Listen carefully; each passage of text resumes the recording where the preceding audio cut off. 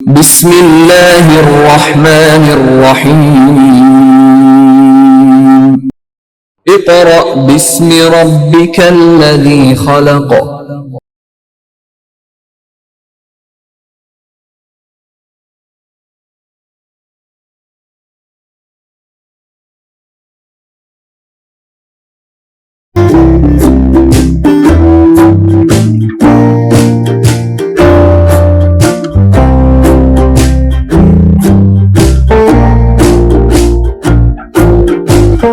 बिस्मिल्लाहिर्रहमानिर्रहीम।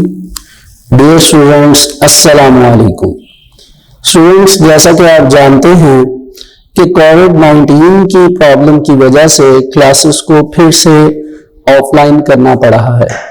यानी इन प्रॉब्लम्स की वजह से हमने अभी जहां तक सिलेबस पढ़ लिया था अकॉर्डिंग टू ALP यानी एक्सीलरेटेड लर्निंग प्रोग्राम, हम उसी के आगे से अपना सिलेबस कंटिन्यू करेंगे।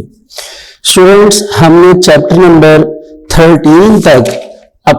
नंबर 13 तक सिलेबस कंप्लीट कर लिया था। आज हम चैप्टर नंबर 14 से अपना सिलेबस स्टार्ट करेंगे और इसको आगे कंटिन्यू करेंगे। तो जैसा कि आपको बताया गया स्टूडेंट्स के चैप्टर नंबर 14 से हमने सिलेबस को स्टार्ट करना है। तो आइए आप पेज नंबर 117 पर अपने टेक्स्ट बुक के और चैप्टर के नाम को सुनिए। तो स्टूडेंट्स, आपका जो पेज नंबर 117 पे चैप्टर का नेम है, it is environmental chemistry. Actual में इन्वायरमेंटल केमिस्ट्री एक पूरी ब्रांच है केमिस्ट्री की, जिसमें हम अकॉर्डिंग टू इन्वायरमेंट डिस्कशन करते हैं कि वो कौन कौन सी चीजें हैं जो इन्वायरमेंट में ह्यूमन बीइंग्स और दूसरे एनिमल्स को अपनी तरफ अट्रैक्ट करती हैं। स्पेसिफिकली वो सब्सटेंसेस या वो मटेरियल्स जो कि बहुत इंपॉर्टेंट हैं ह्यूमंस के लिए, चाहे वो बायोटिक हो यानी लिविंग या एबायोटिक हो, उनके साथ कैसे ह्यूमन का इंटरेक्शन है, वो तमाम तर डिस्कशन हम इस सेक्शन में करेंगे। तो एक्चुअल में ये एनवायरमेंटल केमिस्ट्री 1 सेक्शन है आपका, जो आपका चैप्टर का नेम है। इसी सेक्शन में जिसकी हमने डिस्कशन करनी है वो है एटमॉस्फेयर। तो इस पेज पर आपको दी एटमॉस्फेयर के नेम से आपको चैप्टर का एक इंट्रो लिखा हुआ नजर आ रहा होगा मेजर टॉपिक्स में। तो आइए एटमॉस्फेयर के बारे में देखते हैं कि हमने कौन कौन से टॉपिक्स की डिस्कशन करनी है। तो फर्स्ट ऑफ ऑल स्टूडेंट्स, हमने कॉम्पोजिशन ऑफ एटमॉस्फेयर की बात करनी है। कॉम्पोजिशन का मतलब होता है बनावट, कि एटमॉस्फेयर बना कैसे है, हमने पहले उस चीज की डिस्कशन करनी है। ठीक है, उसमें हम देखेंगे कि कौन कौन सी लेयर्स हैं जिनकी बेस पर ये एटमॉस्फेयर बना हुआ है, और ये पूरी जो एक कह लीजिए खूबसूरती है, ब्यूटीनेस है, ये अल्लाह की कुदरत है। उसके बाद जैसा कि आपको बताया कॉम्पोजिशन में लेयर्स, तो ये आपका सेकंड टॉपिक है। और उन लेयर्स के बाद हम पढ़ेंगे एयर पोल्यूटेंट्स। एयर पोल्यूटेंट्स क्या होते हैं स्टूडेंट्स, के वो हार्मफुल केमिकल्स या पार्टिकल्स जिनकी वजह से हमारा एनवायरनमेंट काफी हद तक डिस्ट्रॉय हो चुका है, वो एयर पोल्यूटेंट्स कहलाते हैं। ठीक है जी। उसके बाद स्टूडेंट्स हम उसी में एक मेजर टॉपिक की डिस्कशन करेंगे, एसिड रेन, जो कि आप कह लीजिए एक हार्मफुल केमिकल्स के कॉम्बिनेशन से तैयार होती है, और इसमें मेजर रोल इन केमिकल्स को बनाने में ह्यूमन बीइंग्स का है। हम ये भी देखेंगे कि कैसे ह्यूमन बीइंग्स की वजह से जो वो एक्टिविटीज परफॉर्म करते हैं, जिनको हम ह्यूमन एक्टिविटीज कहते हैं, उनकी वजह से ये प्रॉब्लम्स आती हैं। हम उन प्रॉब्लम्स को भी डिस्कस करेंगे। एंड लास्ट एक और प्रॉब्लम है उसी से रिलेटेड, ओजोन डिप्लीशन। ओजोन एक लेयर है जो कि हमारे एटमॉस्फेयर में मौजूद है, जिसका काम है जो सनलाइट आ रही है उसको फिल्टर करना। ठीक है जी, फिल्ट्रेशन के प्रोसेस को करना। उसी तरह जिस तरह आप देख लीजिए आपके घर में आपने पानी पीने के लिए एक फिल्टर लगवाया है, और उस फिल्टर का काम क्या है, उसका प्रोसेस क्या है, फिल्ट्रेशन। फिल्ट्रेशन मीन टू से पानी को साफ करना, ठीक है। इसी तरह जब सनलाइट आती है तो उसने एटमॉस्फेयर से गुजर कर अर्थ तक आना होता है, लेकिन रास्ते में ये ओजोन लेयर है जिसका काम क्या है, उस सनलाइट को प्यूरिफाई करना, उसमें से हार्मफुल जो रेज हैं उनको फिल्टर करना। लेकिन कुछ ह्यूमन एक्टिविटीज की वजह से ये ओजोन में अब काफी हद तक होल हो चुके हैं और उन्हीं बेसिस पर जो सनलाइट है वो डायरेक्ट जमीन पर यानी अर्थ पर आ रही है और काफी प्रॉब्लम्स क्रिएट कर रही है। तो ये ओजोन जो है ये क्योंकि ह्यूमन एक्टिविटीज की वजह से काफी हद तक खराब हो चुकी है, दैट्स व्हाई हम इसे कहते हैं ओजोन डिप्लीशन। तो ये स्टूडेंट्स हमारे मेजर टॉपिक्स हैं जिनकी डिस्कशन हमने आज स्टार्ट करनी है और इंशाल्लाह with the passage of time हम इन सारे टॉपिक्स को वन बाय वन करके डिस्कस करेंगे। लेकिन मैं आपको ये फिर एक बात रिकॉल करवा दूं कि जैसा कि मैंने आपको स्टार्ट ऑफ द लेक्चर कहा कि हमने एएलपी के अकॉर्डिंग चलना है, तो इसमें कुछ सिलेबस जो है वो एएलपी की वजह से बीच में रिड्यूस भी किया गया है। तो जो सिलेबस रिड्यूस किया गया है वो मैं आपके साथ डिस्कस नहीं करूंगा, मैं सिर्फ आपको एएलपी के अकॉर्डिंग लेकर चलूंगा।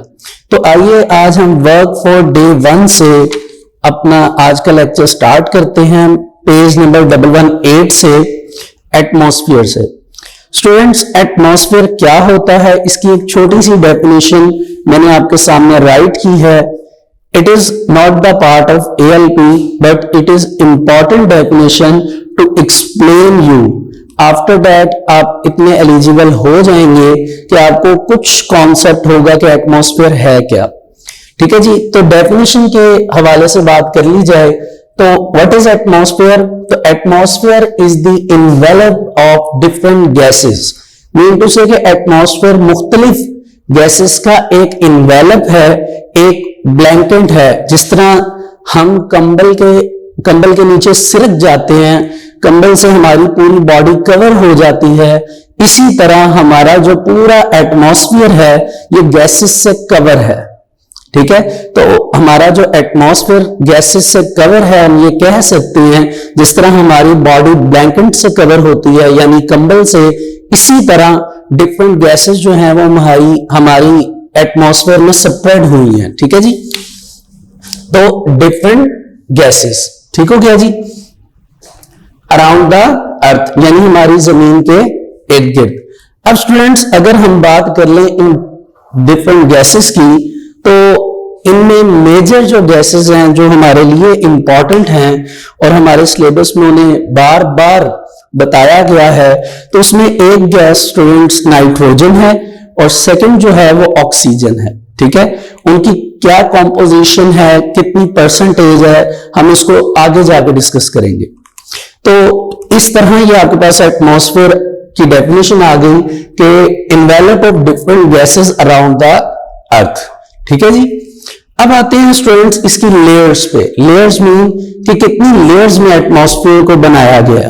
तो इसमें जो फर्स्ट लेयर है हमारे पास एटमॉस्फेयर की, it is called troposphere. It is called troposphere. ठीक हो गया जी। जो हमारे पास सेकंड लेयर है स्टूडेंट्स, उसका नाम है स्ट्रेटोस्फियर। क्या नाम है? स्ट्रेटोस्फियर। थर्ड पे हमारे पास जो लेयर आ जाती है, it is called mesosphere. It is called mesosphere and the last layer is thermosphere. तो इस तरह स्टूडेंट्स हमारे पास ये 4 लेयर्स हैं, ये 4 लेयर्स हैं जिनकी कॉम्बिनेशन से हमारे पास हमारा एटमॉस्फेयर मौजूद है। तो अब मैं आपको ये भी एक बात एडिशन इसमें एक्सप्लेन करता जाऊं, एडिशनल, वो ये कि हमारे पास ये जो 4 लेयर्स मौजूद हैं, ट्रोपोस्फियर, स्ट्रेटोस्फियर, मीसोस्फियर एंड थर्मोस्फियर, हमारी बुक के सिलेबस के अकॉर्डिंग हमारे पास सिर्फ ट्रोपो एंड स्ट्रेटोस्फियर का डेटा मौजूद है, यानी हमारे पास सिर्फ इनका डेटा मौजूद है और हमने इन 2 लेयर्स की एक्सप्लेनेशन की बात करनी है। बाकियों का डेटा हमारे पास मौजूद नहीं है तो उनकी डिस्कशन हम ज्यादा नहीं करेंगे, ठीक है। अब इन लेयर्स को मेजर करने के लिए मैंने सामने एक टेबल राइट किया है। पहले हम इस टेबल को कंप्लीट करेंगे, ठीक है, उसके बाद हम इस टेबल को कंप्लीट करेंगे, फिर हमें समझ आएगा कि एक्चुअल में ये troposphere, stratosphere, mesosphere and thermosphere ये लाई कहां पे करती हैं, मीन टू से कि ये कहां अवेलेबल हैं अराउंड द अर्थ, ठीक है जी। अब पहले अगर ट्रोपोस्फियर की बात कर ली जाए अकॉर्डिंग टू टेबल, तो फॉर एग्जांपल मैं यहां तक मार्क करता हूं कि जी यहां तक ये आपकी कौन सी लेयर है, ट्रोपोस्फियर, ठीक है जी। अब सवाल यह है कि ये स्टार्ट कहां से हो रही है। तो स्टूडेंट्स ट्रोपोस्फियर एक्चुअल में आप कह लीजिए इस पॉइंट से लेकर इस पॉइंट तक है। तो इस पॉइंट से इस पॉइंट तक जो मेजरमेंट है वो इस तरह है कि फॉर एग्जांपल 0 किलोमीटर लगा लीजिए आप। 0 किलोमीटर से लेकर अबव द अर्थ यानी अर्थ के जैसे जैसे हम ऊपर चलते जाएंगे तो 12 किलोमीटर तक, 0 से लेके 12 किलोमीटर तक ये जो पहली लेयर मौजूद है हमारे पास, इट इज कॉल्ड ट्रोपोस्फियर। इसका क्या नाम है, ट्रोपोस्फियर, ठीक हो गया जी। फिर इस 12 किलोमीटर से लेकर अगर हम आगे मूव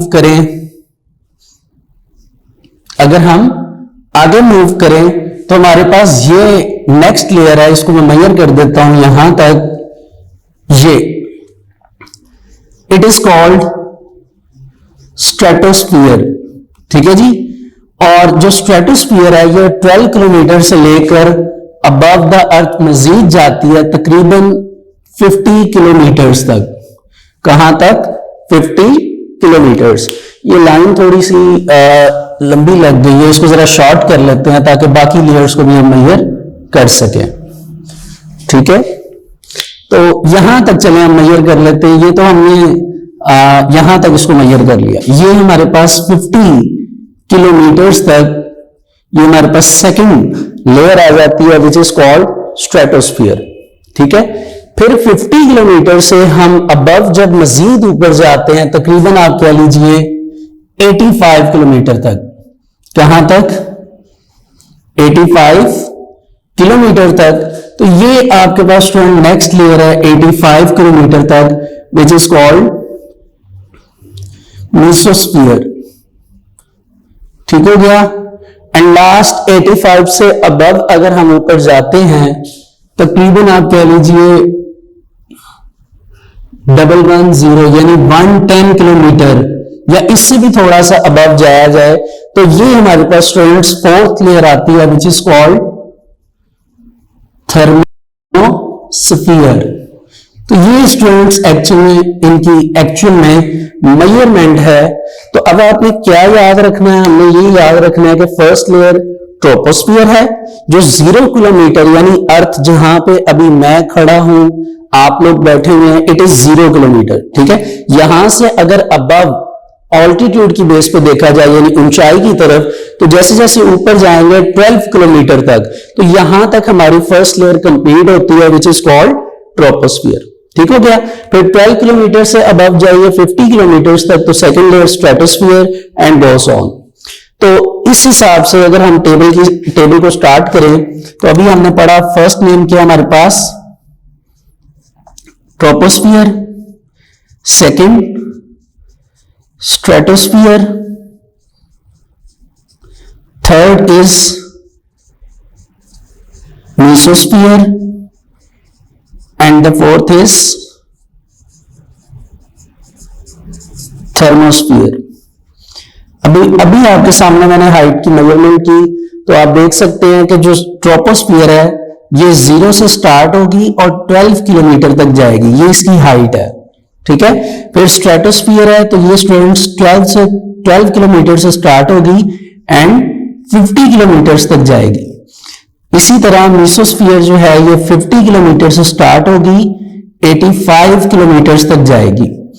और थर्मोस्फियर की जो टोटल मेजरमेंट होती है वो 85 से लेकर 110 से तकरीबन अगर हम काउंट करें तो टोटल 120 किलोमीटर तक जाती है। तो ये एक्चुअल में हमारे पास नेम ऑफ द लेयर्स आ गए और उसके साथ हमारे पास उनकी हाइट आ गई कि कितना वो अपनी हाइट के एतबार से या हाइट के लिहाज से मूव करती है। अब आप स्टूडेंट्स ये सोच रहे होंगे कि मैं बार बार ये बात रिपीट क्यों कर रहा हूं, मैंने क्यों 2 से 3 मरतबा लेयर्स के नेम लिखे, मैंने क्यों 2 से 3 मरतबा इनकी हाइट लिखी। तो उसकी रीजन कुछ इस तरह है कि ये एक्चुअल में लेयर्स ऑफ एटमॉस्फेयर एक लॉन्ग क्वेश्चन है, जिसमें ये जो डायग्राम मैंने आपके सामने टेबुलर फॉर्म में बनाई, ठीक है, रोज की फॉर्म में, ये वो डायग्राम है जो बुक पे बताई गई है समझने के लिए, जबकि हमारे पास ये जो एक्चुअल में टेबुलर फॉर्म में रोज और कॉलम मौजूद हैं, ये आपके लॉन्ग क्वेश्चन का पार्ट है। इसलिए मैं आपको साथ ये भी समझा रहा हूं और साथ साथ ये भी फील कर रहा हूं ताकि आपको लॉन्ग क्वेश्चन राइट करने में प्रॉब्लम ना हो। अब ये तो स्टूडेंट्स हमारे पास लेयर्स के नेम आ गए और उसके साथ उसकी हाइट आ गई। अब तीसरी जो इंपॉर्टेंट चीज है वो है वेरिएशन ऑफ टेम्परेचर। वेरिएशन का मतलब तब्दील, कि टेम्परेचर कैसे तब्दील होता है, टेम्परेचर कैसे चेंज होता है। तो टेम्परेचर की बेस पर अगर बात कर ली जाए तो हमारा जो ट्रोपोस्फियर है, इस ट्रोपोस्फियर पर टेम्परेचर जो मेजर किया जाता है वो है 17 डिग्री सेल्सियस, 17 डिग्री सेल्सियस। लेकिन जैसे जैसे हमारी हाइट इंक्रीज होती है ट्रोपोस्फियर लेयर में, तो इसमें टेम्परेचर जो है वो 17 सेल्सियस से चलता है और रिड्यूस होता है, और जब वो 12 किलोमीटर तक पहुंचता है तो वो टेम्परेचर -58 डिग्री सेल्सियस हो चुका है या हो कंप्लीट हो जाता है, -58 डिग्री सेल्सियस। यानी 0 किलोमीटर पे 17 डिग्री सेल्सियस और 12 किलोमीटर तक जाते जाते वो टेम्परेचर -58 डिग्री सेल्सियस हो जाता है। इट मीन्स दैट हम ये कह सकते हैं कि ट्रोपोस्फियर के अंदर टेम्परेचर क्या होता है, डिक्रीज। क्या चीज डिक्रीज होती है, टेम्परेचर। ठीक है जी, ये आपके पास एक वेरिएशन है, चेंज है कि 17 डिग्री सेल्सियस टेम्परेचर था, लेकिन जैसे जैसे हमने किलोमीटर्स के हिसाब से हाइट इंक्रीज की तो वो टेम्परेचर जो है वो आपके सामने आपने देखा वो क्या हो गया, रिड्यूस हो गया और -58 डिग्री सेल्सियस हो गया। ठीक है जी, इस तक मैं ये चाहूंगा कि आप बुक के पेज नंबर 119 पर यानी 119 पर आप देखिए, आपको एक डायग्राम बनी नजर आएगी। उस डायग्राम पे आपको नीचे टेम्परेचर की रेंज नजर आएगी और टेम्परेचर की रेंज पे आपको जो कह लीजिए कॉलम वाइज लेफ्ट साइड नजर आएगा वो ऑल्टीट्यूड है। ऑल्टीट्यूड कहते हैं बुलंदी को या ऊंचाई। तो अब आप देख सकते हैं, आपको नजर आ रहा होगा 0 से 10 तक जो ऑल्टीट्यूड किलोमीटर्स में है वो एक्चुअल में आपको राइट साइड पे ट्रोपोस्फियर नजर आ रही होगी, और उस ट्रोपोस्फियर का टेम्परेचर आपको ट्रोपोस्फियर के बॉटम से स्टार्ट होता नजर आ रहा होगा, वो 17 है। लेकिन जैसे जैसे आप ऊपर जाएंगे और ट्रोपोस्फियर कंप्लीट होगी तो वो टेम्परेचर -58 डिग्री सेल्सियस हो जाएगा। इट मींस दैट के टेम्परेचर यहां पर क्या हो रहा है, डिक्रीज। और आपको यहाँ पे कुछ डायग्राम्स बनी नजर आएंगी इसी टेबल के अंदर, जिनको देख के आपको कॉन्सेप्चुअली समझ आ जाएगा कि अच्छा एक्चुअल में इस जगह पे टेम्परेचर कम हो रहा है। तो इस बेस पर स्टूडेंट्स हम क्या करेंगे, हम टेम्परेचर की मेजरमेंट जो है वो इस टेबल में राइट कर देंगे। वो ये होगी, हम कहेंगे कि 17 डिग्री सेल्सियस से टेम्परेचर जो है वो कितना हो जाएगा, -58 डिग्री सेल्सियस। यानी टेम्परेचर यहां पे क्या हो रहा है, डिक्रीज। ठीक है, यहां पे स्पेस प्रॉब्लम थी इसलिए मैंने इस पे यहां पर दोबारा लिख दिया। आपने इसी टेबल के अंदर राइट करना है। यहां पे टेम्परेचर क्या हो जाएगा, डिक्रीज। ठीक हो क्या जी। अब स्ट्रेटोस्फीयर की तरफ चलते हैं। तो स्टूडेंट स्ट्रेटोस्फीयर जो है वो स्टार्ट इसी 12 किलोमीटर से होगी, यानी उसका टेम्परेचर -58 डिग्री सेल्सियस से स्टार्ट होगा। लेकिन जब हम 50 किलोमीटर तक पहुंचेंगे तो टेम्परेचर इंक्रीज हो जाएगा और इंक्रीज होकर 2 डिग्री सेल्सियस हो जाएगा। अब आप ये समझते हैं कि -58 जो है उस मेजरमेंट स्केल पर एक छोटी वैल्यू है, जबकि 2 डिग्री जो है वो एक बड़ी वैल्यू है। ठीक है जी, तो इट मींस दैट के जो स्ट्रेटोस्फीयर है उसमें रिड्यूस टू इंक्रीज होगा। अब ये फिर एक वेरिएशन आई है कि -58 से टेम्परेचर इंक्रीज होकर जब 50 किलोमीटर तक हम जाएंगे तो टेम्परेचर क्या हो जाएगा, 2 degree Celsius. It means that temperature क्या हो रहा है, इंक्रीज। तो टेबल में हम राइट करेंगे कि टेम्परेचर -58 डिग्री से स्टार्ट होगा और जैसे जैसे हम ऊंचाई यानी ऑल्टीट्यूड पर जाएंगे इन स्ट्रेटोस्फीयर तो टेम्परेचर इंक्रीज होकर 2 डिग्री सेल्सियस हो जाएगा। कितना हो जाएगा, 2 डिग्री सेल्सियस। ठीक है, यानी यहां पे टेम्परेचर क्या हो रहा है, इंक्रीज। ठीक हो गया जी। तो इस लेयर में स्ट्रेटोस्फीयर में हम ये कहेंगे कि हमारा जो टेम्परेचर है वो क्या हो रहा है, इंक्रीज।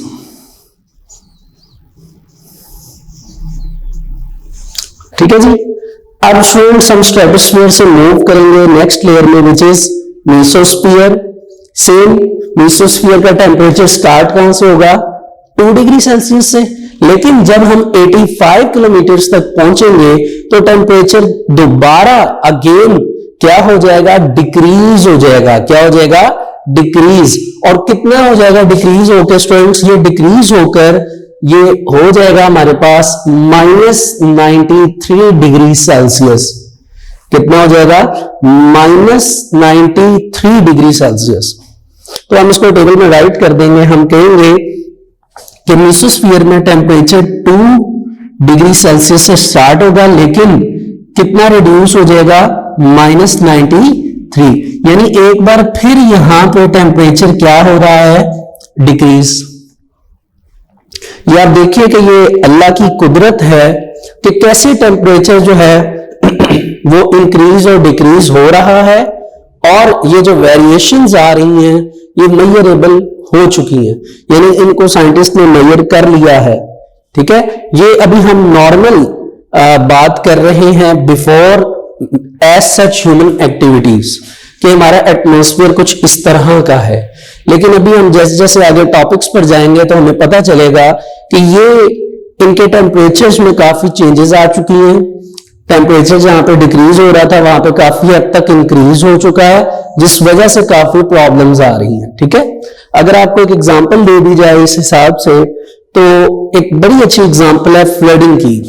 ठीक है, सैलाब के आने की। सैलाब की अगर एग्जांपल दी जाए तो आप ये देख सकते हैं कि माउंटेन्स वगैरह पर जो आइस है, बर्फ है, वो क्या होती है, उसके ऊपर डिपॉजिट होती है यानी जमी हुई होती है। लेकिन जब टेम्परेचर इंक्रीज होता है तो वो आइस मेल्ट होती है और मेल्ट होने की वजह से वो माउंटेन्स के ऊपर से स्लिप होती है, फ्लो होती है और वो जैसे जैसे चल के नीचे आती है उस स्लोप से माउंटेन की, उसकी स्पीड फास्टर हो जाती है, तेज हो जाती है। ठीक है, जिसकी वजह से उसमें फ्रिक्शन बहुत ज्यादा होती है और वो सारा फ्रिक्शन की वजह से उसमें हीट जनरेट होती है और वो फ्रिक्शन की वजह से वो आइस जितनी भी होती है वो वाटर में कन्वर्ट होना शुरू हो जाती है। जब वो वाटर में कन्वर्ट होती है तो वो सारी बर्फ जो है वो कन्वर्जन के बाद आकर हमारे रिवर, लेक, स्ट्रीम इनके अंदर डल जाती है। फिर ये आगे जाके कनेक्ट होते हैं ओशन एंड सी के साथ और फिर जब उनका लेवल राइज होता है तब फ्लड आता है। तो ये भी एक फैक्टर है फ्लडिंग का। बात समझ आ रही, it is a natural factor. लेकिन ये क्यों होता है, जब टेम्परेचर जो है वो चेंज होगा। कहां पे, ट्रोपोस्फियर में 12 किलोमीटर पे टेम्परेचर चेंज होने की वजह से ऐसा होगा। तो आप ये समझ रहे हैं कि मैं आपसे क्या बात करना चाह रहा हूं कि ह्यूमन एक्टिविटीज की वजह से जो एक नेचुरल फिनोमिनन है, एक नेचुरल फिनोमिना है, वो चेंज हो रहा है, उसमें वेरिएशंस आ रही हैं ड्यू टू ह्यूमन एक्टिविटीज। मैं बार बार ह्यूमन एक्टिविटीज का वर्ड यूज कर रहा हूं, हम आगे जाकर देखेंगे वो कौन कौन सी ह्यूमन एक्टिविटीज हैं जिनकी वजह से ये प्रॉब्लम्स आ रही हैं। ठीक है जी, बहरहाल आगे मूव करते हैं। 85 किलोमीटर पे टेम्परेचर -93 हो गया और जब हम थर्मोस्फीयर पर जाते हैं तो टेम्परेचर और ज्यादा क्या हो जाता है, इंक्रीज। पहले डिक्रीज था, यानी मेसोस्फीयर में हमने क्या कहा कि टेम्परेचर जो है वो क्या हो जाता है, डिक्रीज। जबकि हम ये देखेंगे जब हम थर्मोस्फीयर में जाते हैं तो टेम्परेचर थर्मोस्फीयर में इंक्रीज हो जाता है और इंक्रीज कितना होता है वो काउंट करके बुक में नहीं लिखा गया, क्योंकि आपको थर्मोस्फीयर के वर्ड से, उसके नेम से पता चल जाना चाहिए। थर्मो, थर्म का मतलब हीट होता है, यानी इधर टेम्परेचर बहुत ज्यादा है, वो मेजरेबल नहीं है, यानी वो -98 से इंक्रीज होगा और इंक्रीज होता चला जाएगा। ठीक है, तो इन शॉर्ट हम थर्मोस्फीयर में लिखते हैं कि टेम्परेचर क्या हो जाता है, इंक्रीज। एक स्पेसिफिक मैथमेटिकल फॉर्म में आपको यहां पे वो लिखा हुआ नजर आएगा कि टेम्परेचर क्या हो गया, इंक्रीज। आपने उसी फॉर्म को यहां पर राइट करना है। अभी हम जब रीड करेंगे इस टॉपिक को तो होपफुली आपको वो फॉर्म नजर आ जाएगी। तो आइए जरा बुक की तरफ मूव करते हैं स्टूडेंट्स। बुक पर पेज नंबर 118 पर आपको ये टॉपिक स्टार्ट होता हुआ नजर आएगा। हम कंपोजिशन ऑफ एटमॉस्फेयर से स्टार्ट करेंगे, सिर्फ इसकी डेफिनेशन को रीड करेंगे और फिर लेयर्स पर आ जाएंगे। तो स्टूडेंट्स, एटमॉस्फेयर की फर्स्ट लाइन है कि atmosphere is the envelope of different gases around the earth. ठीक है जी, ये फर्स्ट लाइन है जो कि आपने इसकी एज अ डेफिनेशन करनी है। उसके बाद इसी पेज के लास्ट पे आपको लेयर्स ऑफ एटमॉस्फेयर नजर आएगा। आइए इसको रीड करते हैं कि जी एटमॉस्फेयर कंसिस्ट्स ऑफ 4 लेयर्स। कितनी लेयर्स पे है ये डिपेंड, 4 पे। Extending from the surface of the earth upwards. Extending मतलब एक्सटेंड होना, फैलना, स्प्रेड होना। ठीक है, सरफेस ऑफ अर्थ अपवर्ड यानी ऊपर की तरफ। The concentration of the component gases decreases gradually upward, कि ऊपर जैसे जैसे हम जाते जाते हैं वो एयर का प्रेशर या गैसेस का प्रेशर क्या हो जाता है, डिक्रीज हो जाता है। ठीक है, that results in gradual decrease of pressure, और प्रेशर भी क्या हो जाता है, डिक्रीज। अभी आप देखिए कि एयर का प्रेशर है, इसी प्रेशर की बेस पर हमारी जो बॉडीज हैं वो इस जमीन के ऊपर खड़ी हैं, ये एयर के प्रेशर की वजह से है। ठीक है, लेकिन जैसे जैसे ऑल्टीट्यूड यानी बुलंदी या ऊंचाई, हम जैसे जैसे ऊपर चले जाते हैं एयर का प्रेशर रिड्यूस हो जाता है। हत्ता कि जब हम स्पेस में जाते हैं तो एयर का प्रेशर होता ही नहीं है। इसलिए आपने देखा होगा जो एस्ट्रोनॉट्स होते हैं, ठीक है, जो स्पेसशिप में जाते हैं स्पेस में, उनको अपनी जो स्पेसशिप होती है उसमें एस्ट्रोनॉट्स को एक स्पेसिफिक सूट पहनना पड़ता है, जिस सूट के जरिए, उस सोर्स के जरिए उन्हें ऑक्सीजन प्रोवाइड की जाती है। ठीक है, जो कि उनके जिंदा यानी अलाइव रहने के लिए जरूरी है। एल्स उनके स्पेसशिप में आप देखेंगे, अगर आपने कहीं ना कहीं जरूर देखा होगा कि उनकी बॉडीज जो हैं वो फ्लोट कर रही होती हैं। ठीक है, क्यों? वहां पे एयर का प्रेशर उस स्पेसशिप में नहीं होता, और स्पेस में तो बिल्कुल नहीं होता। तो स्पेसशिप में वैसे तो एक सोर्स रखा जाता है गैसेस का, जब उन्होंने डिफरेंट वे करने होते हैं तो वो उतर आते हैं स्पेसशिप में, लेकिन वैसे उसमें एयर का प्रेशर नहीं होता, ना तो स्पेसशिप में और ना ही बाहर स्पेस में। But temperature of the atmosphere doesn't change in a gradual way. Gradual का मतलब होता है रफ्ता रफ्ता, कि टेम्परेचर रफ्ता रफ्ता इंक्रीज या डिक्रीज नहीं होता। आप देख सकते हैं कि इसमें कितनी ज्यादा फ्लॉ है, इसमें कितना ज्यादा डिफरेंस है टेम्परेचर का, 17 से -58 पे 2 degree Celsius and go so on. It is a complex way as shown in figure, वो हमने देख ली है फिगर। तो depending upon the temperature variation, अगर हम टेम्परेचर वेरिएशन की बात करें तो atmosphere is divided into 4 regions. तो इसको कितने रीजन्स यानी इलाकों में डिवाइड किया गया, 4।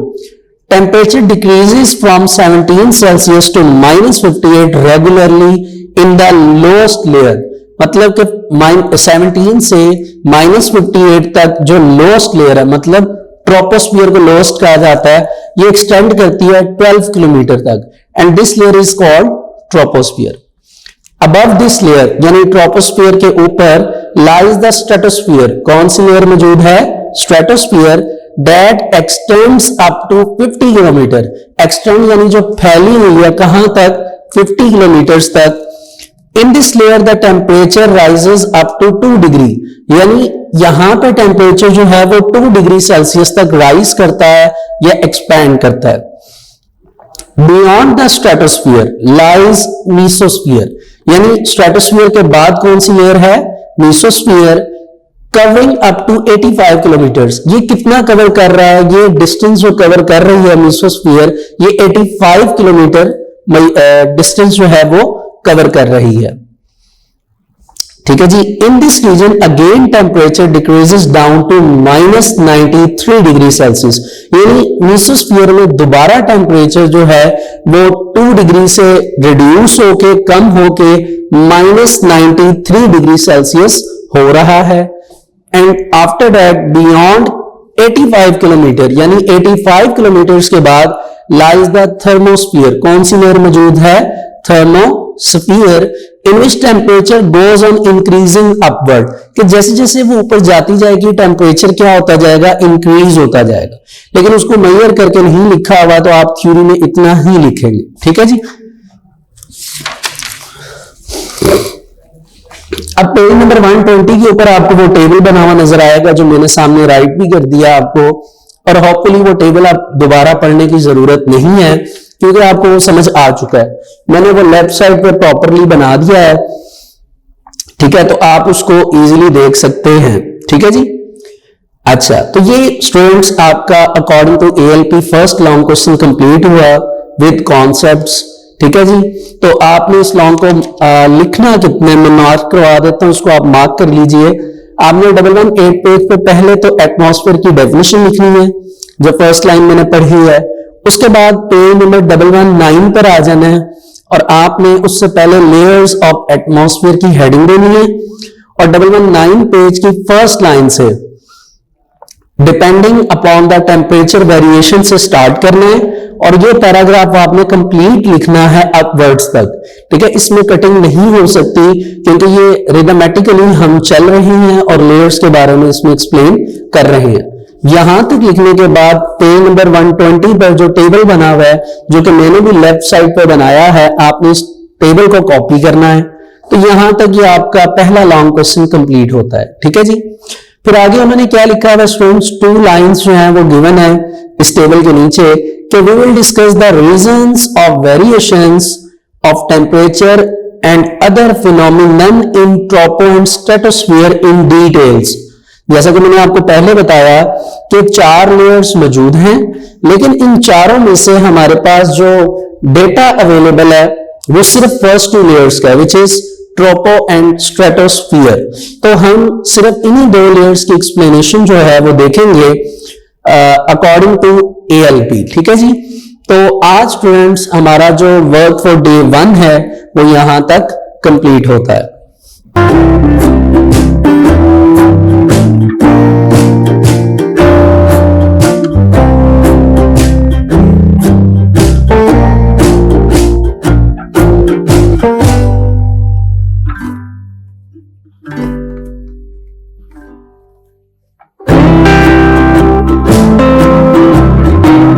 स्टूडेंट्स, आज हम वर्क फॉर डे 2 से अपना नेक्स्ट टॉपिक स्टार्ट करेंगे, which is layers of atmosphere.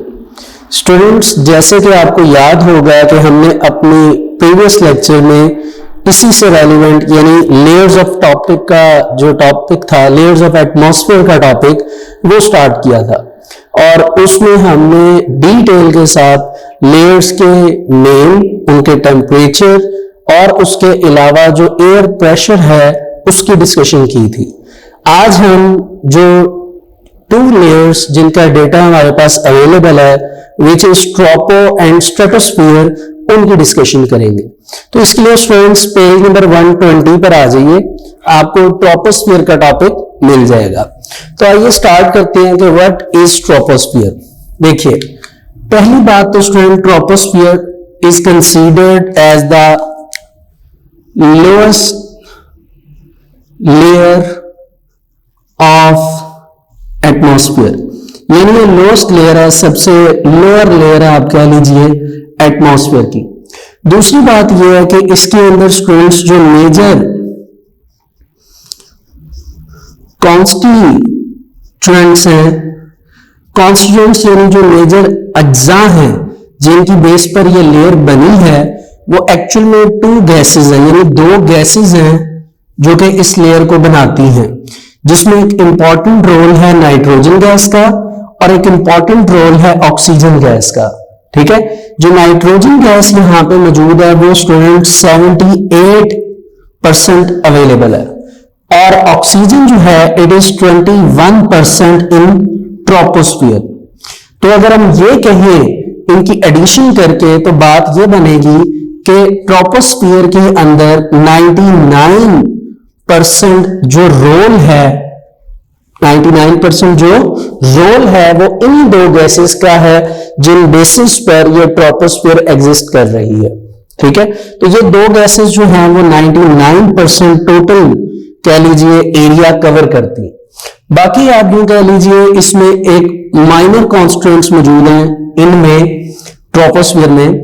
वो माइनर कॉन्स्टिट्यूएंट्स में आप कह लीजिए कुछ हद तक वाटर वेपर्स आ जाते हैं, कुछ हद तक कार्बन डाइऑक्साइड आ जाती है, और आप कह लीजिए कुछ अदर गैसेस आ जाती हैं। ठीक है, ये टोटल आपका 1% बनाती है। तो इस तरह स्टूडेंट्स ये आपकी जो लेयर है ट्रोपोस्फियर वो 100% बनती है। ठीक है जी, ये आपके पास मैंने आपको कॉम्पोजिशन बता दिया कि ट्रोपोस्फियर की कॉम्पोजिशन क्या है। तो ये एक इंपॉर्टेंट बात है जो कि आपको याद रखनी है, और इसमें नाइट्रोजन एंड ऑक्सीजन का एक इंपॉर्टेंट एमसीक्यू भी आता होता है, तो आपने उसको भी याद रखना है। इन एमसीक्यूज को हम एक्सरसाइज में देखेंगे। अच्छा, दूसरी बात जो हमने पहले ही डिस्कस की हुई है स्टूडेंट्स वो ये कि ट्रोपोस्फियर जो लेयर है उसके अंदर हमने ये देखा था कि टेम्परेचर जो है वो 17 डिग्री सेल्सियस से रिड्यूस होके -58 डिग्री सेल्सियस होता है।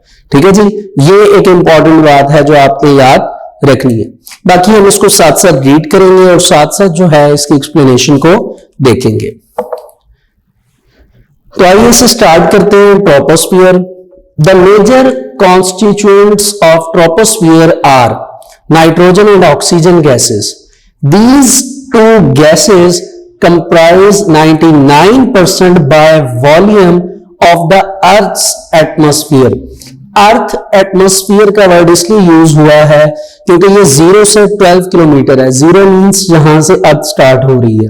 ठीक है, और टोटल कॉम्पोजिशन उन्होंने 99% राइट कर दी है। ठीक है, और वो 99% कैसे बनी वो मैंने आपके सामने राइट कर दी है।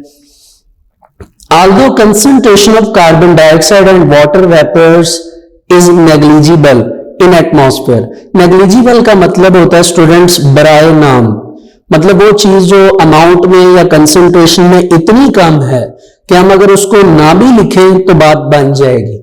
लेकिन केमिस्ट्री में छोटी सी छोटी कंसंट्रेशन को भी हमें राइट करना पड़ता है कि ठीक है, क्योंकि वो छोटी सी छोटी कंसंट्रेशन जो है वो बहुत ज्यादा इंपॉर्टेंस रखती है। Yet they play a significant role in maintaining temperature.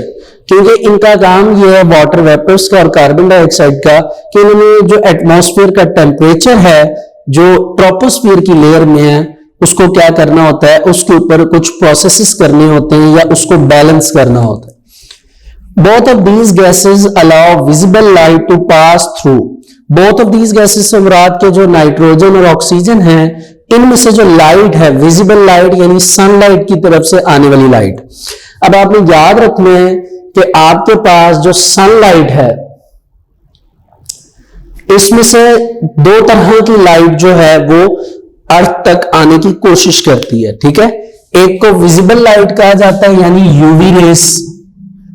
ठीक है, और एक हमारे पास होती है IR रेस। ठीक है, ये दो तरह की आप कह लीजिए लाइट है जो कि आती है, लेकिन इसमें से सिर्फ जो अलाउंस होती है अर्थ तक आने की या जो आती है पहुंचती है वो कौन सी रेज होती है, यूवी रेस। ठीक है, जिनको हम विजिबल लाइट भी कहते हैं। तो इस लाइन को दोबारा सुन लीजिए कि both of these gases allow visible light to pass through but absorb infrared radiations emitted by the earth surface. एक तो ये हुआ कि सनलाइट की तरफ से इंफ्रारेड रेडिएशंस यानी IR में आना था, उनको तो अलाउड नहीं होता कि वो ऊपर से एटमॉस्फेयर से नीचे आए। लेकिन जो कुछ ह्यूमन एक्टिविटीज हैं जिनकी वजह से जमीन पर इंफ्रारेड रेडिएशंस क्रिएट हो रही हैं, जनरेट हो रही हैं, उनको एब्जॉर्ब करना भी इन्हीं का काम है। जब ये IR रेस को एब्जॉर्ब करती हैं ये गैसेस, तो इसी वजह से हमारा जो ट्रोपोस्फियर है, जो ट्रोपोस्फियर की लेयर है, वो वार्म रहती है, यानी गर्म रहती है। इसी वजह से इसके अंदर टेम्परेचर जो है वो एक स्पेसिफिक अमाउंट में मेंटेन हुआ है। Therefore, these gases absorb much of the outgoing radiations, outgoing जो निकल रही हैं, जो जा रही हैं, and warm the atmosphere. warm का मतलब गर्म रखना, और ये उसी एटमॉस्फेयर को क्या रखती हैं, गर्म रखती हैं। As the concentration of gases decreases gradually with the increase of altitude, ये बात हमने पहले भी डिस्कस की थी कि जैसे जैसे हम ऊपर चले जाते हैं, ऑल्टीट्यूड यानी बुलंदी की तरफ या ऊंचाई की तरफ जाना शुरू करते हैं, तो जो गैसेस होती हैं, उन गैसेस का जो प्रेशर होता है, वो प्रेशर क्या कर जाता है, डिक्रीज हो जाता है, ठीक है, और उसकी वजह से जो टेम्परेचर है उसमें वेरिएशंस आती हैं। कोरेस्पॉन्डिंगली टेम्परेचर आल्सो डिक्रीज, टेम्परेचर भी डिक्रीज करता है, ठीक है। यहां तक अब आपने फिंगर रखनी है और यहां पर एक बात सुननी है जो मैं आपके सामने एक्सप्लेन कर रहा हूं, फिर आपको ये पूरी जो लाइन है इसकी समझ आएगी। कि फॉर एग्जांपल हमने जब ट्रोपोस्फियर की बात की थी तो हमने उसको मेजर किया था। हमने कहा था जी फॉर एग्जांपल ये किलोमीटर है, 0 किलोमीटर, और ये 12 किलोमीटर है, ठीक है, 0 किलोमीटर से लेकर 12 किलोमीटर। तो ये हमारे पास थी कौन सी लेयर, ट्रोपोस्फियर, और हमने ये कहा था कि ट्रोपोस्फियर पे जो टेम्परेचर होता है वो टेम्परेचर क्या होता है, वो टेम्परेचर ग्रेजुअली यानी रफ्ता रफ्ता कभी भी इंक्रीज या डिक्रीज नहीं होगा, ठीक है। तो एक्चुअल में उसका रेट चेंज होता रहता है। इधर सिर्फ उन्होंने ट्रोपोस्फियर के रेट को मेजर करके बताने की कोशिश की है, ठीक है, और वो कुछ मेजरमेंट ऐसी है कि जब आप 0 किलोमीटर से 1 किलोमीटर तक जाते हैं, 0 से 1 किलोमीटर, तो उसमें जो चेंज आता है टेम्परेचर, वो चेंज जो है वो एक्चुअल में है 6 डिग्री सेल्सियस।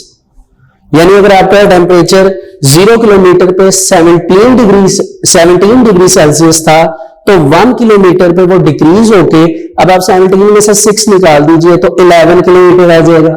फिर आप 1 किलोमीटर से अगर 2 किलोमीटर पे जाएंगे तो टेम्परेचर फिर डिक्रीज होगा, 11 में से फिर 6 माइनस कर दीजिए तो कितना हो जाएगा, 5 डिग्री सेल्सियस। एंड जिस तरह आप करते जाएंगे और 12 किलोमीटर तक पहुंचेंगे, तो 12 किलोमीटर तक जब आप पहुंचेंगे तो आपका टेम्परेचर डिक्रीज होकर -58 डिग्री सेल्सियस बन जाएगा।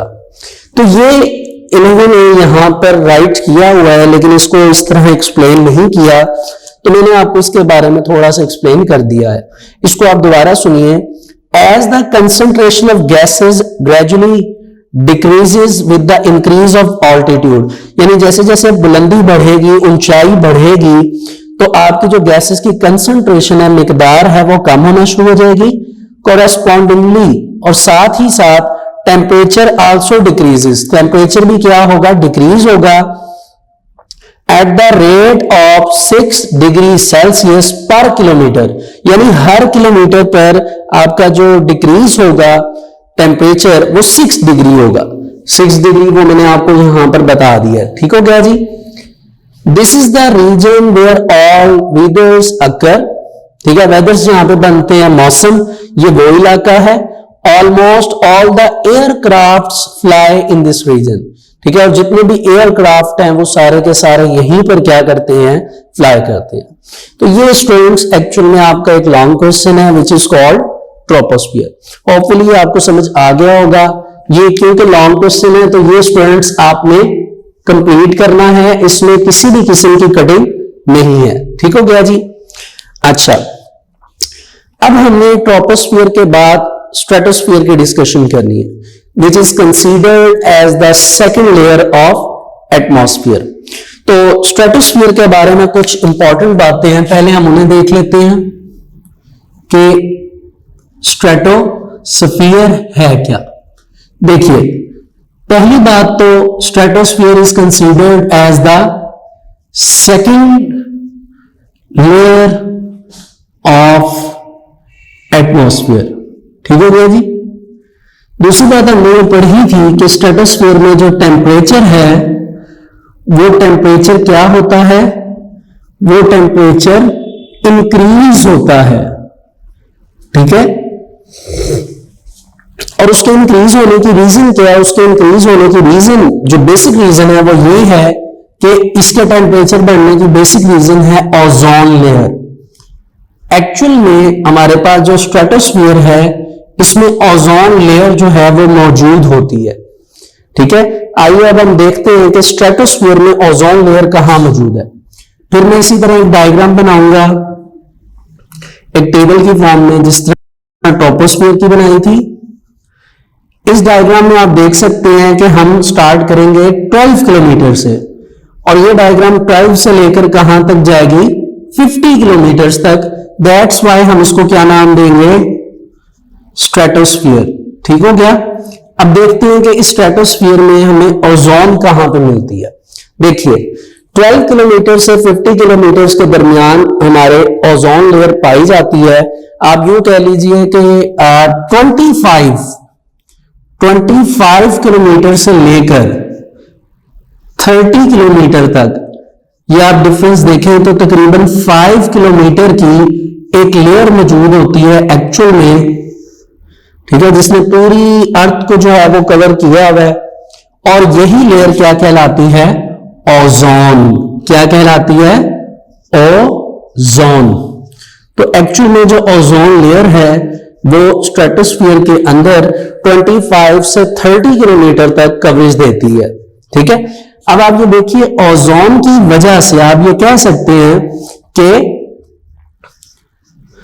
ओजोन लेयर की वजह से, अब ओजोन लेयर का फंक्शन क्या था? मैंने आपको पहले भी बताया था कि ओजोन लेयर वो लेयर है स्ट्रेटोस्फीयर के अंदर जिसका काम, जिसका फंक्शन ये है कि इसने एब्जॉर्ब करनी है यूवी रेज। क्या करनी है? एब्जॉर्ब करनी है यूवी रेज और उनको फिल्टर करना है। ओजोन का काम है फिल्ट्रेशन का, और जब ओजोन फिल्टर कर लेगी तब वो सनलाइट जो है वो विजिबल लाइट जमीन तक आएगी, जमीन उसको एब्जॉर्ब करेगी, और फिर पूरा एक नेचुरल सिस्टम है जिसके थ्रू वो सनलाइट यूज होगी। अगर थोड़ा सा मैं आपको एक्सप्लेन करूं तो इस तरह कि वो सनलाइट आएगी और जितने भी प्लांट्स हैं उनके ऊपर स्प्रेड होगी, गिरेगी। प्लांट्स को सनलाइट की जरूरत होती है, they are dependent on sunlight, तभी वो एक प्रोसेस कर सकते हैं which is called photosynthesis. Photosynthesis का मतलब ये होता है कि लाइट की प्रेजेंस में फूड की प्रिपरेशन करना। तो प्लांट्स अपना खाना, अपना फूड तैयार करेंगे in the form of glucose. ठीक है, और फिर अपनी बॉडी की ग्रोथ करेंगे, और जो एक्स्ट्रा फूड है उसको स्टोर करना शुरू कर देंगे। फिर एक स्पेशल प्रोसेस के थ्रू वो जो प्लांट है वो ट्री बनेगा, कई साल गुजर जाएंगे सनलाइट की मौजूदगी में, फिर उन्हीं ट्री से हमें फ्रूट्स एंड वेजिटेबल्स आते हैं। इट मीन्स दैट देखिए ये पूरी एक साइकिल है जो चलनी है, लेकिन ये साइकिल का स्टार्ट पॉइंट जो है वो क्या है? सनलाइट। इसी वजह से सनलाइट को यहां पे डिस्कस करना बहुत ज्यादा इंपॉर्टेंट है। आपने याद रखना है कि जो सनलाइट आती है जमीन पर वो ओजोन लेयर में से आती है। ओजोन के जब वो इनसाइड से गुजरती है ओजोन के अंदर से, तो वो ओजोन उसको क्या करती है? एब्जॉर्ब, और उसमें से जो हार्मफुल रेडिएशंस है IR वो निकल जाती हैं, सिर्फ यूवी रेस फिल्टर होकर जाती हैं जमीन पर। अब आप ये देखिए क्योंकि यहां पर ओजोन में फिल्ट्रेशन करनी है और यहां से स्पेसिफिकली टेम्परेचर में गुजरना है, तो ओजोन की फिल्ट्रेशन की वजह से स्ट्रेटोस्फीयर के अंदर हम कह सकते हैं कि जो टेम्परेचर है वो इस लेयर में क्या हो जाता है? इंक्रीज। कितना इंक्रीज होता है? -58 डिग्री सेल्सियस से इंक्रीज होकर 2 डिग्री सेल्सियस हो जाता है। ठीक है जी। अब ये आपके पास जो है ये स्ट्रेटोस्फीयर है, ये अभी हाफ हुआ है। पहले हम इसे रीड कर लेते हैं, फिर हम इसको आगे कंटिन्यू करेंगे। तो स्टूडेंट्स पेज नंबर 120 पर सेम ट्रोपोस्फियर के नीचे आपको स्ट्रेटोस्फियर मिल जाएगी लेयर। आइए इसे स्टार्ट करते हैं। This region is next to troposphere and extends up to 50 kilometers। यानी ये अगली लेयर है which is called स्ट्रेटोस्फियर, जो कि ट्रोपोस्फियर के बाद है और तकरीबन ये 50 किलोमीटर्स का डिस्टेंस कवर करती है। इन दिस रीजन यानी इस इलाके में, इस एरिया में temperature rises gradually up to 2 degree, यानी टेम्परेचर बढ़कर 2 डिग्री सेल्सियस हो जाता है।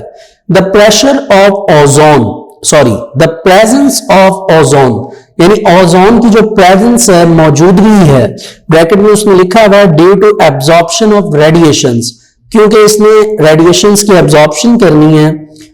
यहां पर रेडिएशंस का मतलब रेज है, रेज का मतलब सनलाइट की रेज की बात हो रही है, ठीक है। इनको उर्दू में शुआएं कहते हैं। In this region is responsible for the rise of temperature in stratosphere, यानी ओजोन की वजह से इस लेयर के अंदर क्या होता है, टेम्परेचर जो है वो चेंज होता है और चेंज होके इंक्रीज होता है। Within this region temperature increases as altitude increases, यानी इस लेयर में जैसे जैसे हम ऊपर जाते जाएंगे टेम्परेचर इंक्रीज होता चला जाएगा। क्या होता चला जाएगा, इंक्रीज। यानी 12 किलोमीटर पर हमने देखा था कि टेम्परेचर कितना था, -58 डिग्री सेल्सियस, और जब हम 50 किलोमीटर तक गए तो वो टेम्परेचर कितना हो गया, 2 डिग्री सेल्सियस।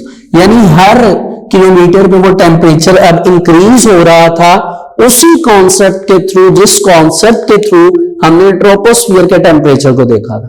लेकिन ट्रोपोस्फियर में उन्होंने एक वैल्यू दे दी थी कि 6 डिग्री सेल्सियस जो है वो पर किलोमीटर के हिसाब से जो टेम्परेचर है वो डिक्रीज होगा, जबकि इसमें कोई ना कोई स्पेसिफिक वैल्यू है जिसके थ्रू जो है वो टेम्परेचर क्या होगा, इंक्रीज होगा, ठीक है।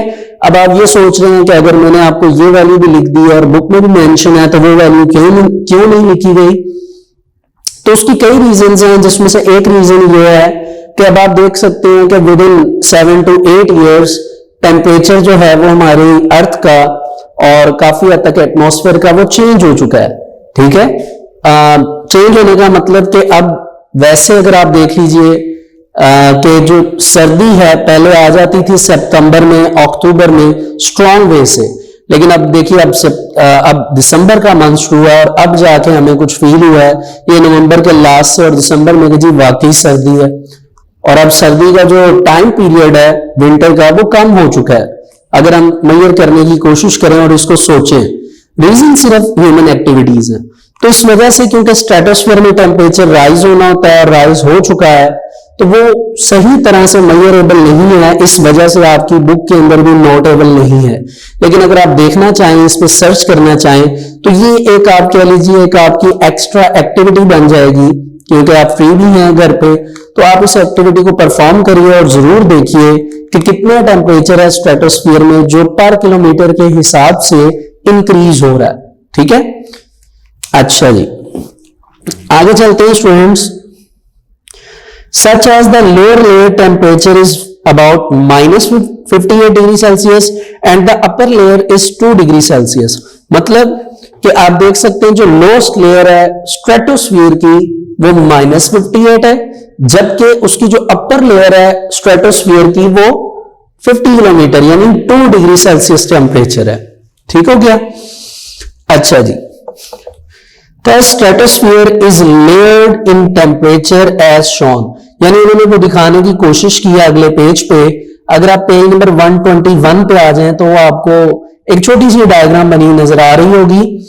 आप देखिए 12 किलोमीटर पे उन्होंने लिखा है लोअर स्ट्रेटोस्फीयर, ठीक है, जबकि ऊपर 50 पे उन्होंने लिखा हुआ है, आप देखिए उसको अपर स्ट्रेटोस्फीयर, ठीक है। और सेंटर में आपको नजर आ रहा होगा मिडल स्ट्रेटोस्फीयर लिखा हुआ है और उसके साथ ओजोन के बारे में भी कुछ लिखा गया है। वो क्या लिखा हुआ है वो मैं आपको अभी एक्सप्लेन करता हूं। अच्छा जी, since ozone in the upper layer absorb high energy ultraviolet radiation from sun. अब देखिए ओजोन की बात स्टार्ट हो गई है। अब हम ओजोन को देखेंगे कि ओजोन लेयर जो है वो क्या करती है, अपर ओजोन लेयर एब्जॉर्ब करती है क्या चीज? सनलाइट। अब जब जाहिर सी बात है ओजोन एक्सपैंड हुई है, ठीक है, उसकी एक्सपेंशन में सनलाइट में जब ऊपर से आना है तो जो अपर लेयर ऑफ ओजोन है वो सनलाइट को पहले क्या करेगी? एब्जॉर्ब करेगी। वो जब सनलाइट को एब्जॉर्ब करेगी तो जाहिर सी बात है वहां पर जो ओजोन मौजूद है उस ओजोन के ऊपर जब सनलाइट की यूवी रेज यानी अल्ट्रा वायलेट रेज गिरेंगी तो अपर लेयर ऑफ ओजोन स्प्लिट हो जाएगी। यानी हम ये कहेंगे कि ओजोन लेयर में जो अपर लेयर है, कौन सी लेयर है? अपर लेयर, वहां पर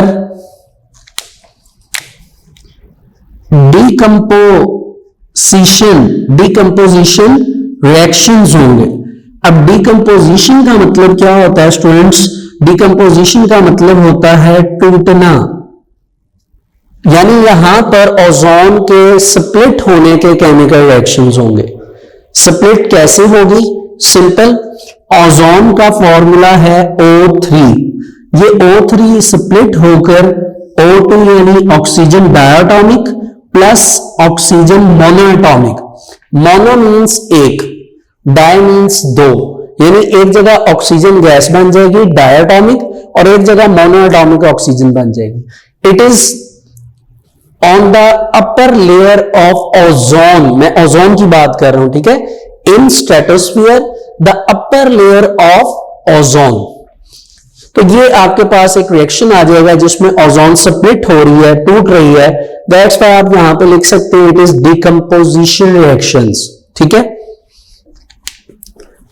इसको दोबारा सुनिएगा स्टूडेंट्स यहीं से। Since ozone in the upper layer absorb high energy UV radiations from sun, it breaks down into mono and diatomic oxygen। ठीक हो गया। यहां पे आप डिकम्पोजिशन रिएक्शंस की हेडिंग भी बना सकते हैं, ठीक है, और इसको लिख सकते हैं अगर आप बनाना चाहते हैं, ठीक है। तो एक्चुअल में यहां पे डिकम्पोजिशन रिएक्शन हो रहे हैं। अब हम आगे मूव करें तो अगले पेज पे आपको मिड स्ट्रेटोस्फीयर लिखा हुआ नजर आएगा। इट मींस दैट कि ओजोन लेयर एक अपर लेयर होती है, सेकंड जो हम पढ़ने लगे हैं वो कौन सी है? Mid layer. कौन सी लेयर है स्टूडेंट्स? मिड। मिड मींस जो सेंटर में होगी। मिड लेयर जो होती है स्टूडेंट्स यहां पे एक्चुअल में होते हैं एडिशन रिएक्शंस।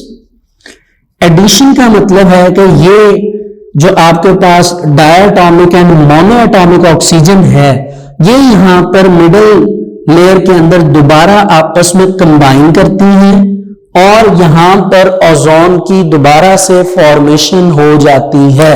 फॉर्मेशन का मतलब कि यहां पे ओजोन दोबारा फॉर्म्ड होती है, दोबारा बन जाती है, क्योंकि यहां तक जो सनलाइट की रेज आएंगी वो थोड़ी सी कम हो जाएंगी, क्योंकि ऊपर जो रेज थी वो जरा स्ट्रांग थी क्योंकि उन्होंने ऊपर से आना था और ऊपर से उन लेयर्स को, उन रेस को अच्छी तरह जो आपके पास अपर ओजोन लेयर थी उन्होंने अच्छी तरह एब्जॉर्ब कर लिया था। इसी वजह से ऊपर का टेम्परेचर जो है वो आप देखिए ज्यादा 2 डिग्री होगा, उसके नीचे 1 होगा, लेकिन उसके नीचे रिड्यूस होता जाएगा। तो अगर आप उस हिसाब से, उस एतबार से देखें तो मिड के अंदर टेम्परेचर कम हो जाएगा यूवी रेस का। जाहिर सी बात है जब वो टेम्परेचर कम होगा तो हम वहां पर टेम्परेचर कम होने की वजह से वहां पर जितने भी ऑक्सीजन O2 एंड O हैं वो आपस में ऐड होना, कंबाइन होना, आपस में उनकी एडिशन शुरू हो जाएगी। दैट्स व्हाई हम इनको एडिशन रिएक्शंस कहेंगे। नहीं तो हम ये कहेंगे कि यहां पर ओजोन की फॉर्मेशन हो रही है। अब ये भी एक बहुत इंपॉर्टेंट एमसीक्यू है कि ओजोन की फॉर्मेशन किस जगह पर या किस लेयर में होती है। तो इसमें आप कहेंगे कि स्ट्रेटोस्फीयर में मिडल ओजोन लेयर में आपकी जो ओजोन है उसकी फॉर्मेशन होती है। तो यहां पे भी आप एडिशन रिएक्शन की अगर हेडिंग बनाना चाहें तो मिड स्ट्रेटोस्फीयर में आप बना सकते हैं। जी इसको देखते हैं। The mid stratosphere has less UV light pass through it. ठीक है जी, लेस लाइट पास करती है। ये चीज, ये लाइन बहुत इंपॉर्टेंट है, इसको किसी तरह समझिए। मुझे यकीन है कि आपको समझ आ गई होगी, लेकिन फिर भी कुछ स्टूडेंट्स जिनको अगर नहीं समझ आई, मैं फिर ये एक बार रिपीट कर देता हूं, एक बार फिर बता देता हूं। देखिए ऊपर से सनलाइट में आना है, स्ट्रेटोस्फीयर में एंटर करना है। अब आप खुद देखिए स्ट्रेटोस्फीयर में टेम्परेचर जो है वो 2 डिग्री है, यानी यहां पे ज्यादा है, लेकिन 2 डिग्री से अगर हम नीचे चलते हैं रफ्ता रफ्ता तो टेम्परेचर नीचे तक -58 है, यानी इस तरह टेम्परेचर नीचे कम होता जा रहा है। ठीक है, अब अगर ऊपर ओजोन लेयर मौजूद है, अपर ओजोन, तो जाहिर सी बात है अपर में टेम्परेचर ज्यादा होगा, तो वहां पे यूवी रेज जो है वो ज्यादा एंटर होंगी। ठीक है, और ज्यादा एंटर होने की वजह से वहां पे जितनी ओजोन मौजूद है वो स्प्लिट होना शुरू हो जाएगी।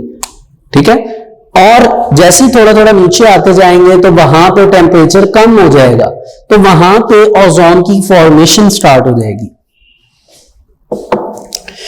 चलिए, here monoatomic oxygen and diatomic oxygen recombine to form ozone. Recombine का मतलब दोबारा मिलना, तो वो ओजोन बना देंगी, which is an exothermic reaction. Students, exothermic का क्या मतलब होता है ये आपको पता होना चाहिए। मैं यहां पे अलग से राइट कर देता हूं, एक्सोथर्म। एक्सो मीन आउटसाइड, ठीक है, एंड थर्म मीन्स हीट और टेम्परेचर, यानी ऐसे रिएक्शन जिनमें हीट एंड टेम्परेचर आउटसाइड बाहर की जानिब या बाहर की तरफ रिलीज होते हैं, इनको हम एक्सोथर्मिक रिएक्शंस कहते हैं। तो आप ये कह सकते हैं कि फॉर्मेशन ऑफ ओजोन में फॉर्मेशन ऑफ ओजोन जो है वो एक एक्सोथर्मिक रिएक्शन है, जिसमें हीट जो है वो आउटसाइड रिलीज होती है। जी, ozone formation in this region result in formation of ozone layer. तो ओजोन के यहां पर बनने की वजह से यहां पर ओजोन लेयर बनती है। Thus ozone layer exists in mid stratosphere। अब जब आपसे कोई पूछेगा कि ओजोन लेयर कहां पर पाई जाती है तो आप कहेंगे कि it is present in the mid stratosphere. कहां पे पाई जाएगी? In the mid stratosphere, and the mid stratosphere is the area which is nearly about to 25 और 30 सेंटर। ठीक है, यानी 12 से 50 के दरमियान जो एरिया मेजरेबल है उसका जो मिड बनता है तकरीबन वो 25 से 30 किलोमीटर, यानी ये 5 किलोमीटर हैं जो कि स्ट्रॉन्ग एरिया है जहां पर ओजोन की फॉर्मेशन होती है। ठीक हो गया, ये जो वैल्यूज हैं 25 से 30 ये आपकी बुक में मेंशन है, लेकिन ये कोई लास्ट टॉपिक है आई थिंक सो, वहां पे ये लिखी हुई है, तो हम इनको वहां पे जाके रीड कर लेंगे। अभी आप इसको यहीं पर याद कर लीजिए। अब स्टूडेंट्स हमारे पास तीसरी आ जाती है स्ट्रेटोस्फीयर की ओजोन की layer which is lower stratosphere, आप उसे कह लीजिए, या अगर ओजोन के एतबार से याद रखना है तो आपने पढ़ा अपर लेयर ऑफ ओजोन या स्ट्रेटोस्फीयर, मिडल लेयर, और अब आप बात करेंगे लोअर लेयर। देखिए जो लोअर लेयर है वो काफी नीचे होती है, इधर टेम्परेचर बिल्कुल भी पास नहीं करता, तो यहां पे बिल्कुल भी पास नहीं करता से मुराद कि ओजोन के लिए, तो ओजोन की फॉर्मेशन के लिए या डिकम्पोजिशन के लिए लोअर लेयर जो है वो किसी भी लिहाज से इंपॉर्टेंस नहीं है। तो हम ये कहेंगे कि जो ओजोन है उसकी ना तो लोअर लेयर में डिकम्पोजिशन होती है, ठीक है, ना तो इसकी यहां पर डिकम्पोजिशन होनी है और ना ही यहां पर इसकी फॉर्मेशन होनी है।